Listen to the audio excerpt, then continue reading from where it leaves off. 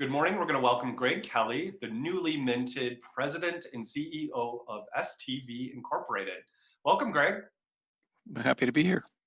Yeah, thanks for joining us. You're roughly 1 month into your new position with STV, and I'd love for you to maybe talk a little bit about your background, where you came from, and how you made your way to this position at STV. Sure. Well, firstly, I'm very delighted to be here with you today, and I'm delighted to be part of the STV team. My journey to STV actually probably started decades ago. As a young engineer right out of school, I worked with some of the predecessor companies to STV Sanders and Thomas, and then SSV and K on projects both as a partner and as a client, and then in JV partnership over the past couple of decades. So it's a firm I've come to know over many years. Previously, I was an engineer and in executive management at another firm, and most recently, I was a contractor in the Midwest. But when the opportunity presented itself to join the STV family, it was one that was, well, one I was very excited to take that phone call. It's a great organization with a great history and a great portfolio of projects.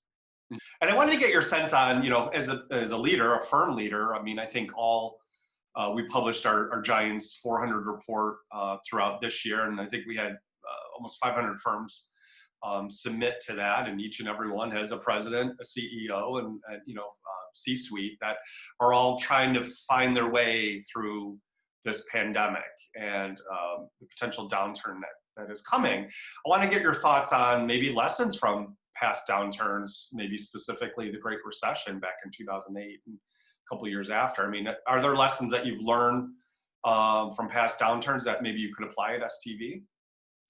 Well, I think there's always lessons in good times and in challenging times. And certainly COVID has opened up many challenges, has presented many challenges, but it's also opened up opportunities to step back and to think about the business and where the opportunities might be. It's remarkable when I think about some of the things that have come to light, and maybe things that were happening before but are now being accelerated. We all think about Amazon right now. I mean, think about going through COVID without Amazon, and as an example, and how that changes the infrastructure around it, whether it's it's warehouses and logistics centers that are required to house products and services that are going to be delivered, or the mobility solutions to have that occur. And there's an expectation now when you have that kind of that type of service available, that it's there right away. Someone was giving me a statistic that one of the major universities on the East Coast, that it was last September, the amount of Amazon packages that were delivered to that university because, freshman student says, hey, I need such and such. They call home, parents order it. They were overwhelmed with the number of packages that came in. That was in a pre-COVID era. So we think about how commerce takes place right now in different ways.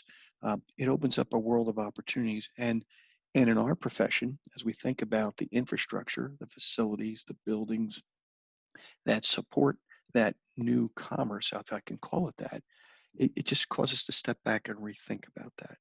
I think we were in this direction previously, and the pandemic has just accelerated that. So that's, I think, one of the things that, as you come into these types of, I'll call challenging periods, as you're referring to, it's a great time to step back and take the opportunity and think about, the business going forward. It forces you to be a little bit strategic.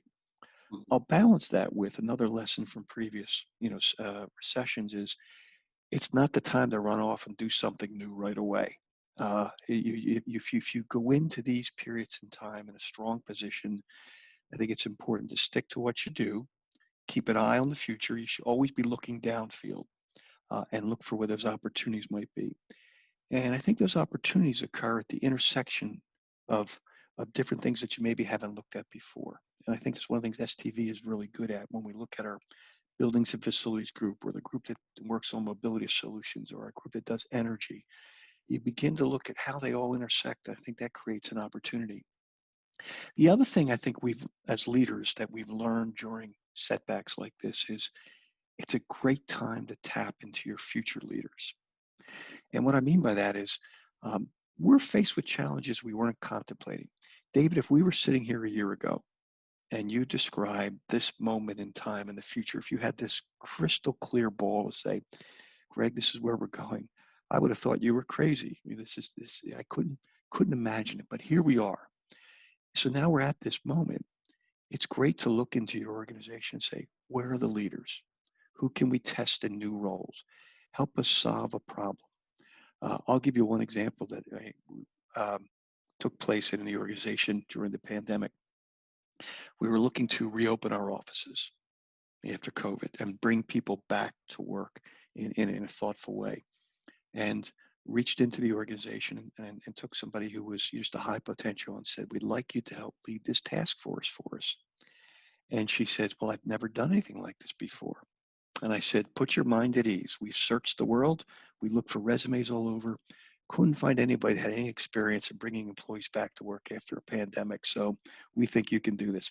It was a lighthearted way of responding, saying we're all going to learn together. Exactly. But as you look at your talent base, this is a great time to put them in new roles, to stretch them.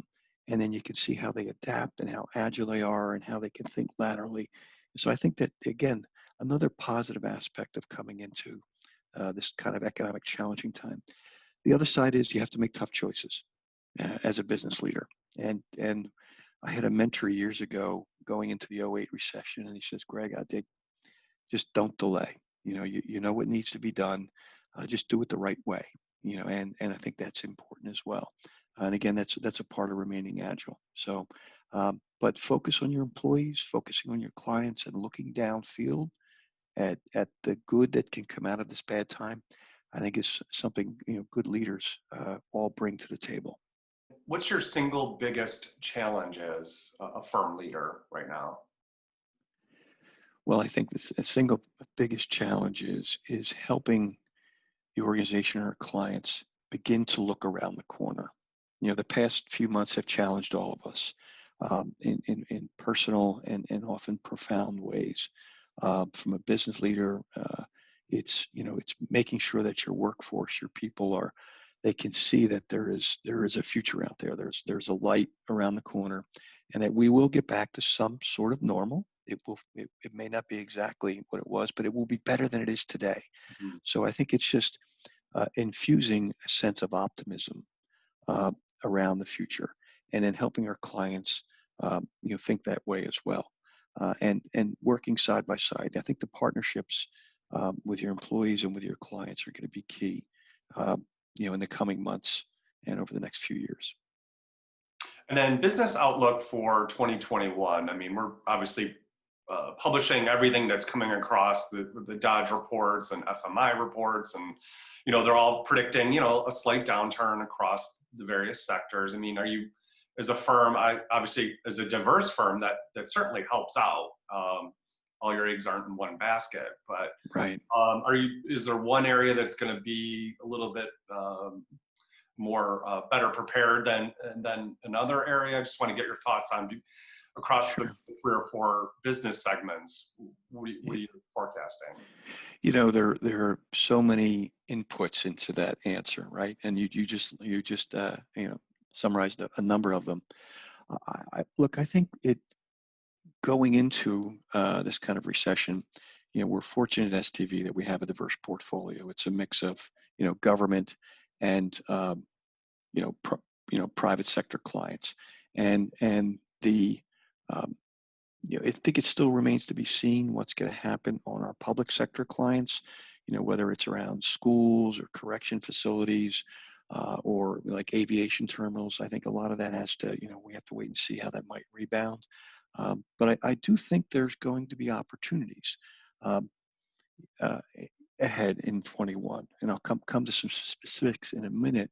But we're watching it closely. I think it's good to be to continue to work on that diversification of your portfolio in times like this. But one sector, we were spending some time on the other days around aviation, and we've all know the impact of the pandemic on aviation and the challenges some of the big hubs are facing there. But it's also a chance to step back and think about, all right, what are those changes around how those facilities get designed? if you look to aviation facilities in Europe, there's that contactless customer experience where you check your own bag. As an example, you check your own luggage.